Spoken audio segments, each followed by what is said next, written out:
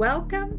Welcome to all of our viewers out there to Phoenix 76 Tech Talk. And today we have one heck of a broadcast for you. I'm here with some good friends of mine that are going to be sharing some valuable insights on how you can prepare for a career in technology. We'll start with some intros and we'll ask that you tell us just a little bit about your journey. I studied computer engineering in college, but since then I've really worked a lot of jobs, and many of them really started with customer service. Starting from, Kentucky Fried Chicken as a chicken boy to, Old Country Buffet as a busboy. And, eventually my path led me to technology, and I'm right here where I am today. I got into the industry. I actually found myself doing data entry. That's how I got in. I had a friend who got me a job doing data entry in HR. And that's the wonderful thing that I love about being an HR systems person, because you don't have to start in technology. You can start around technology. You can be technology adjacent. And my journey into technology began as a little girl, observing my father building a computer science department for Albany State University.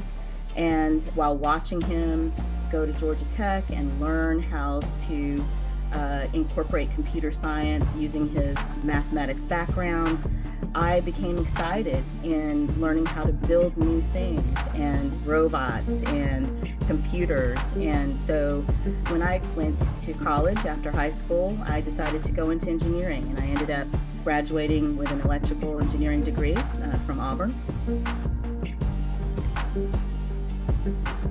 Early on in my career, I had an unfortunate situation where I was an intern, went for an interview. I had a pretty high GPA at the time, and the person on the other side, when I walked in, the lady looked at my resume, she looked at my resume, she's like, "Oh, I think you have the wrong interview." But I didn't, and it actually went to another person in my class who looked very different from me, right, in terms of ethnicity and background.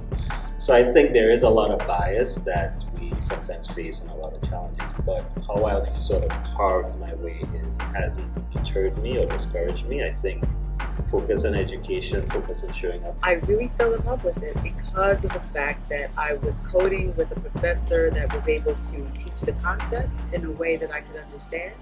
And it led me to realize that even though I wasn't super strong in mathematics, I could still do this because it was more about the logic and how I thought about the problem and solving the problem through computers. You have a choice. You can receive the $80,000 in student loans, or you can put that into time well served. I believe that I have a lot of respect for those who really take that career path, because it's something that I'm still pursuing as well. But on the same aspect, I didn't let it hold me back. I didn't let people shut doors on me that really said, you don't have a bachelor's degree or you don't have a master's. That really never occurred to me one time when I applied for a position or when positions were presented. I knew who I was. I knew my talent level. I knew my passion to do the work. And I'll be truthfully about everything that I've done is this. Most jobs I was asked for the next level. I didn't have to go pursue it. I was called or tapped on the shoulder, and they said, "We'd like for you to come run this department or run this organization for us." So my work and education level spoke for itself. There's so many self-study classes, right? Virtual classes that you can take. It really comes down to being a curious learner, right? And even when you go to college, you're really just saying that I have the ability to learn. There's so many people in the IT field that actually don't even have technical degrees. It's really just proving that you have the ability to learn.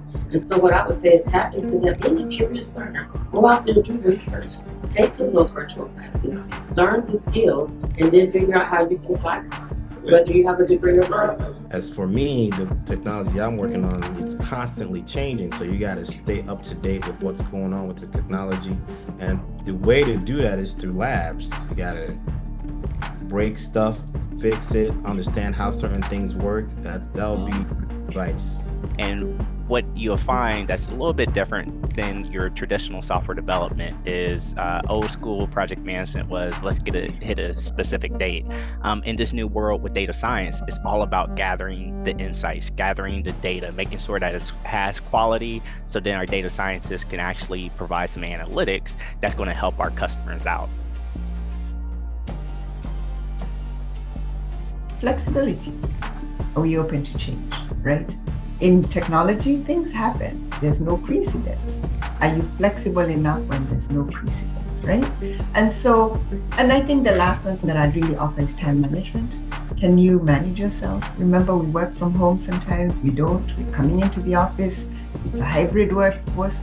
How are you able to truly manage your own time? So Kim, I know I didn't go the traditional route, but I just thought that those would be some good nuggets for somebody starting out in their career to consider, other than, certifications and badges are great.